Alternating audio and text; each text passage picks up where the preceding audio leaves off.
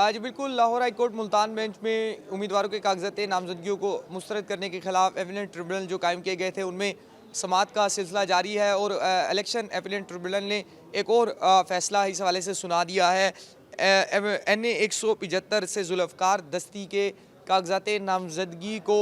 RO की जानिब से ऑब्जेक्शन लगाकर जो है वो मुस्तरद किया गया था, जिसके ऊपर जुल्फ़कार दस्ती की जानिब से इलेक्शन ट्रिब्यूनल मुल्तान से रुजू किया गया था, जिसके ऊपर बाज़ाब्ता तौर पर समाअत हुई है और जुल्फ़कार दस्ती के NA 175 से कागजात नामजदगी को इलेक्शन ट्रिब्यूनल की जानिब से दुरुस्त करार दिया है और RO की जानिब से आयद करदा तमाम एतराज़ात को मुस्तरद कर दिया गया है। इसके अलावा इस वक्त एपीलेट ट्रिब्यूनल में दरखास्तों पर समाअत का सिलसिला जारी है, जिसमें मुस्तरद कागजात मुस्तरद करने के खिलाफ 9 अपीलों पर समाअत है। उन्हें 6 जनवरी तक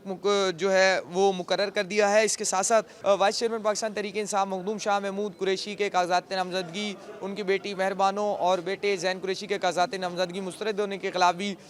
जो है वो उन्होंने भी एपीलेट ट्रिब्यूनल से रुजू किया था, जिसके ऊपर